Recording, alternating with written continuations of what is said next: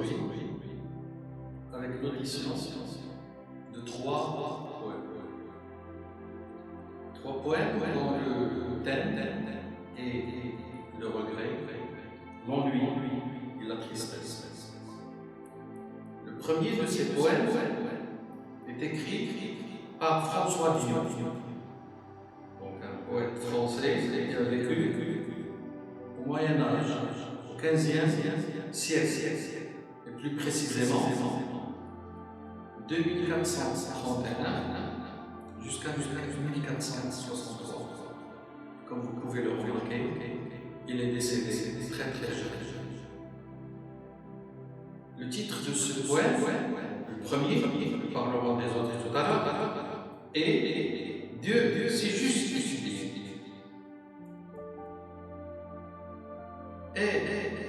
Dieu, c'est juste étudié au temps de ma jeunesse folle et à mon mœurs dévidées. Juste mes enfants, je molle.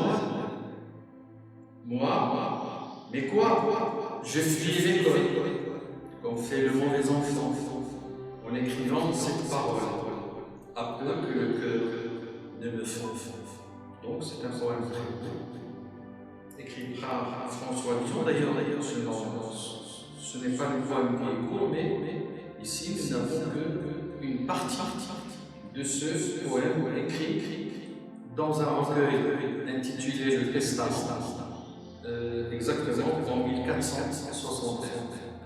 Pour le deuxième, et celui de Jules Lafort, dont le titre est spleen.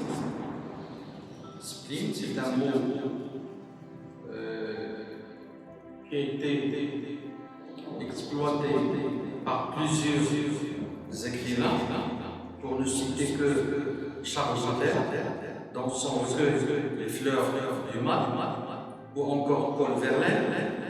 Donc là, c'est Jules Lafort qui en use au XIXe siècle, entre 1860, donc il a vécu lui aussi peu, puisqu'il est né en 1860 et mort en 1887, c'est-à-dire il a vécu à peu près 27 ans.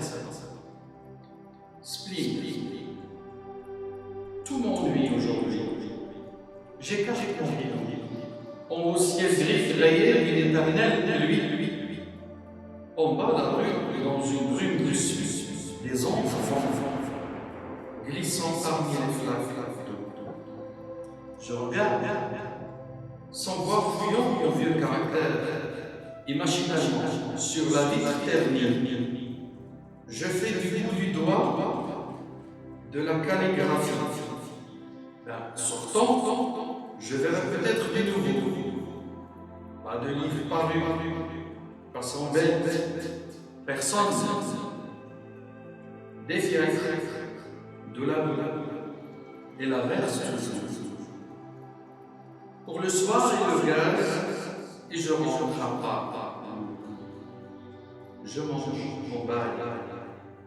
Je mange et baille, et lis, rien ne me passionne. Couchons-nous, minuit, 1 heure, chacun dort. Seul, je ne puis dormir, et je m'ennuie encore. Spleen, dans le sanglot de la terre. C'est un poème qui est publié à titre posthume, c'est-à-dire que le poète l'a écrit, ou plutôt ce poème a été publié après le décès de son auteur qui est Jules Lafort. Donc ceci pour le deuxième poème. Maintenant, chers élèves, nous passons au troisième. Celui de Victor Hugo. Pour l'histoire, Victor Hugo a vécu un drame, celui de perdre sa fille aînée, Léopoldine, dans un accident tragique, à savoir une noyade. Je vous lis le poème qu'elle a écrit 4 ans après, le jour de son anniversaire de décès. un certain 4 septembre. Et vous allez remarquer que 4 ans après, Victor Hugo n'a pu oublier sa fille. Il vivait avec elle dans la souffrance, dans le malheur, dans la compassion, dans l'affliction. Pourquoi? Parce qu'il avait un grand attachement à ses 3 filles. Demain, dès l'aube, à l'heure où l'ongier l'accompagne, je partirai. Vois-tu, je sais que tu m'attends. J'irai par la forêt, j'irai par la montagne. Je ne puis demander loin de toi. Ou plutôt, je ne puis demeurer loin de toi plus longtemps. Je marcherai les yeux fixés sur mes pensées, sans rien voir dehors, sans entendre aucun bruit, seul, inconnu, le dos courbé, les mains croisées, triste, et le jour, pour moi, sera comme la nuit. Je ne regarderai ni l'aube du soir tombe, ni les voiles au loin descendant vers l'heure. Et quand j'arriverai, je mettrai sur ta table un bouquet de roux, de verre et de bruyères en fleurs. 3 septembre 1847. Comme vous pouvez le constater, sa mort correspondait au 4. Donc il a écrit ce poème la veille de l'anniversaire de décès de sa fille. Ce poème figure dans le recueil Les Contemplations. Et nous savons, chers élèves, que les Contemplations est un recueil qui est constitué de 2 tomes. Qui représente la rupture entre le premier et le deuxième. Et bien c'était cette tragique. Le premier tome constitue des poèmes gays, où le poète chante son bonheur, chante sa joie, sa gaieté au sein de sa famille. Et pour le thème, c'est un recueil comblé de tristesse, de malheur et de chagrin d'avoir perdu un être aussi cher que sa fille, Léopold. Tout à l'heure, l'explication et l'analyse de ces 3 points. Merci de votre attention. Donc, après avoir écouté ces auditions concernant les 3 poèmes, donc nous commencerons par parler un petit peu du premier, à savoir Dieu, c'est juste étudié. Donc c'est le poème numéro 1 de François Villon, et ça va nous permettre bien sûr de découvrir les thèmes lyriques associés à la tristesse et au chagrin à travers, bien entendu, ce poème et celui de Laforgue et de Hugo. Né vers 1431 dans une famille pauvre, François de Monton-Corbier fut orphelin très jeune et élevé par le chanoine Guillaume de Villon, dont il reprendra le nom. Il est reçu bachelier en 1449, puis devient maître art en 1452.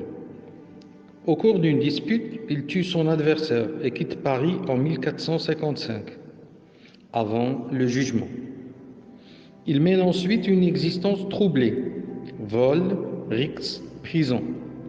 Condamné à être pendu, il est finalement gracié et condamné à l'exil en 1463. On perd alors sa trace. Il écrit les Laits ou Petit Testament en 1456, puis le Testament en 1461 et la Ballade des pendus ou l'Épitaphe Villon en 1462.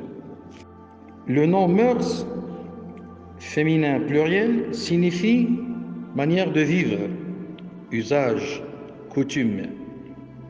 Habitude considérée par rapport au bien ou au mal dans la conduite de la vie. Ceci dans la deuxième situation. Avoir de bonnes mœurs veut dire respecter les règles imposées par la morale. Une comédie de mœurs, comédie qui décrit les façons de vivre caractéristiques d'un groupe humain, d'un individu, d'une époque. Entrer dans les mœurs, passer dans l'usage courant. Les mœurs des abeilles, façon de vivre des abeilles. Pour ce qui est de l'analyse du poème, la strophe comporte 8 vers. C'est un huitain. Le maître est un octosyllabe, vers de 8 syllabes. Les rimes sont croisées. La rime en ol est répétée 4 fois. Le pronom je désigne le poète. Le personnage évoque sa jeunesse. Au temps de ma jeunesse folle, vers 2. Il n'était pas un bon élève. Mais quoi? Je fuyais l'école, vers 5. La strophe repose sur une opposition entre les regrets exprimés par le poète et la réalité. Le connecteur mais, vers 5, sépare les deux parties qui sont introduites, chacune par une exclamation. La première par « Hé Dieu » vers 1. La seconde par « Mais quoi » vers 5. Le mode du regret est le subjonctif. Us étudié, vers 1. Conjugué au plus que parfait.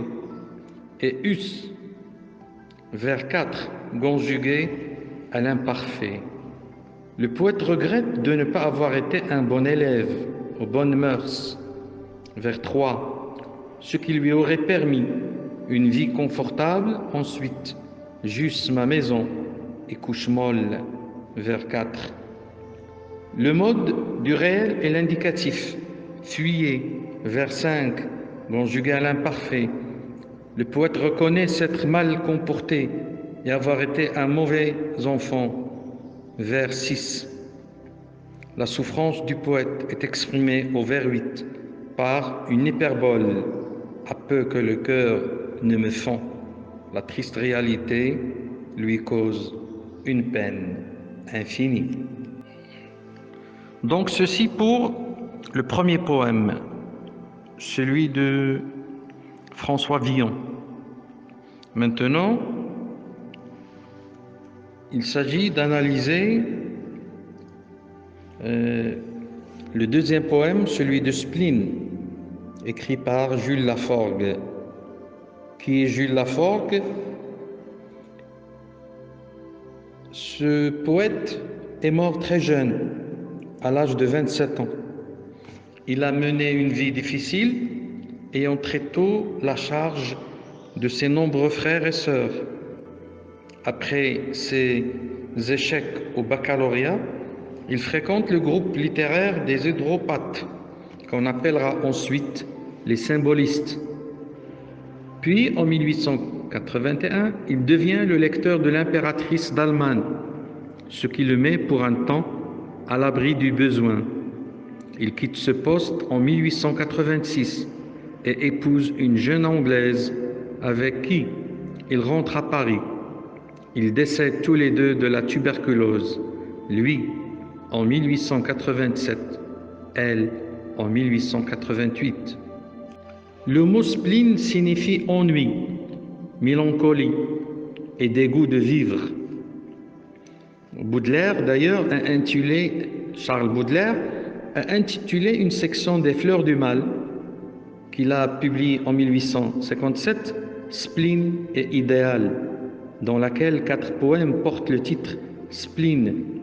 Il a écrit aussi le recueil Le spleen de Paris, petit poème en prose, publié en 1869, après sa mort. Paul Verlaine a exprimé ce sentiment dans le poème Spleen, dans le roman Sans parole de 1874. Ce qui est de l'analyse du poème. Donc celui-ci est un sonnet, car il comporte 2 quatrains et 2 tercets. Le maître est l'alexandrin.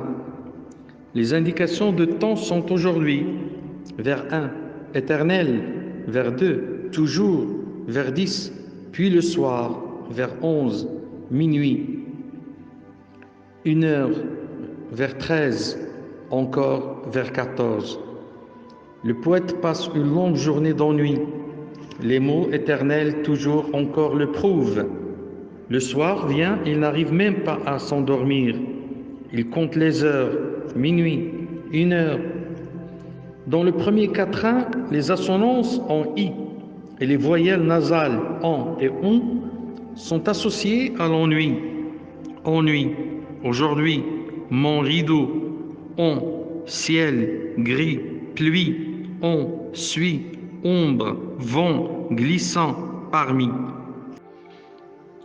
Le ciel gris, vers 2, l'éternelle pluie, vers 2, la brume de suie, vers 3, les flaques d'eau, vers 4, la vitre ternie, vers 6, la boue et l'averse, vers 10, composent un paysage en harmonie avec l'état d'âme du poète. L'allitération en P, associée à l'énumération du premier tercet, renforce cette impression d'ennui. Pas de livre paru, passant bête, personne, des fiacres, de la boue et l'averse toujours. Puis le soir, et le gaz, et je rentre à pas lourd.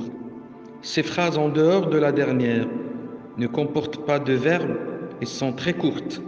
Le poète ne trouve absolument rien d'intéressant à faire. L'exclamation en bas, vers 8 et 13, exprime le dégoût du poète, son mal de vivre.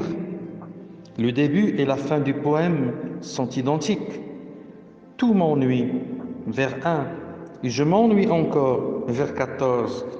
Le spleen ne l'a pas quitté de la journée. C'est un mal existentiel. Donc, ceci dit pour le deuxième poème Spleen, nous passons au troisième, celui de Victor Hugo, Demain dès l'aube.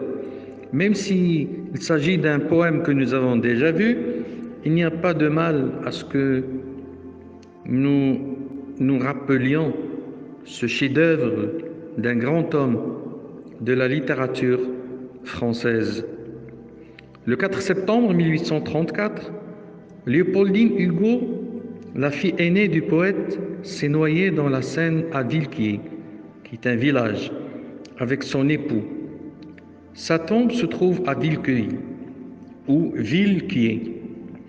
Le Havre est un port sur la Manche, à l'embouchure de la Seine. Harfleur est une commune limitrophe du Havre, sur la rive droite de la Seine. Son port est maintenant envasé. Villequier est un village du pays de Caux, situé sur la rive droite de la Seine, entre Le Havre et Rouen. Ces villes se trouvent en Normandie, ou Normandie, comme on dit. On parle d'enjambement en poésie quand la proposition commencée dans un vers déborde sur le vers suivant.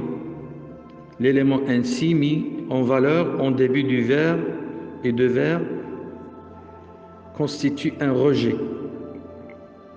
Ce poème est composé de 3 quatrains.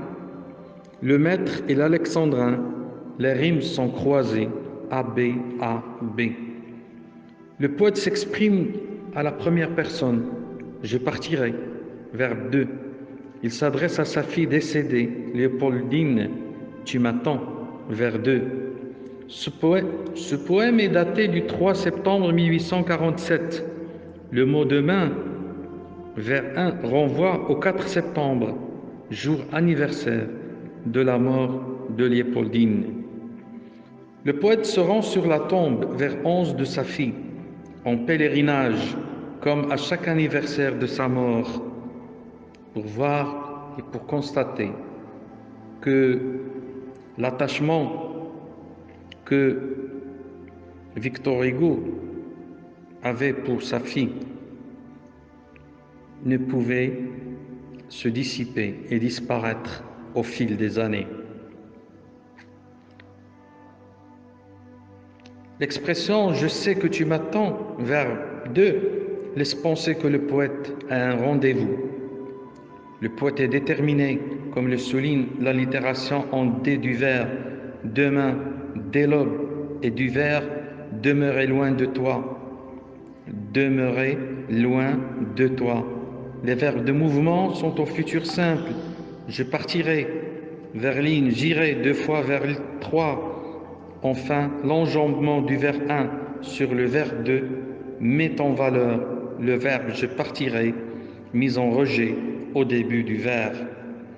Les verbes 3 et 4 traduisent la cadence de la marche. Ainsi, le rythme est régulier.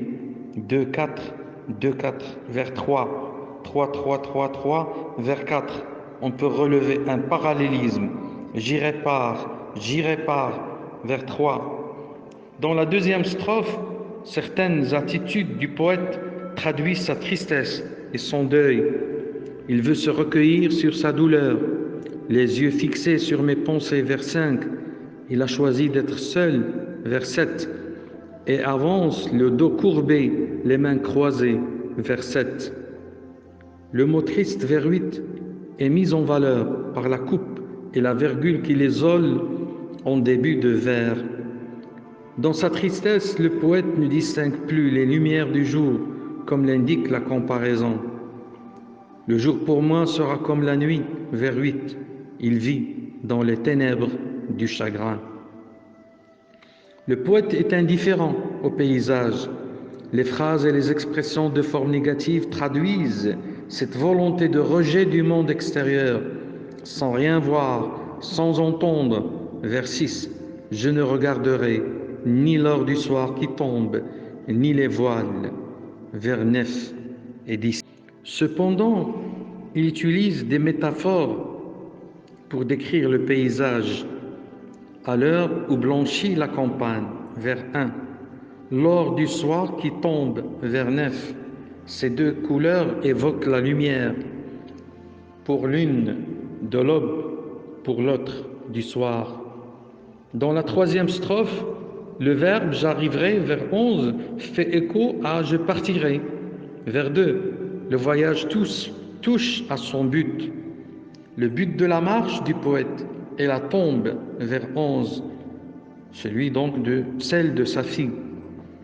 Le poète offre à sa fille des plantes vivaces, un bouquet de houx, vert et de bruyère en fleurs, vers 12. Les mots vert et fleurs évoquent à la fois la jeunesse de Léopoldine et la vie éternelle. Le poète a besoin de la foi en l'éternité pour supporter la tristesse du deuil. Il attribue aussi à la poésie le pouvoir de faire vivre le souvenir de sa fille.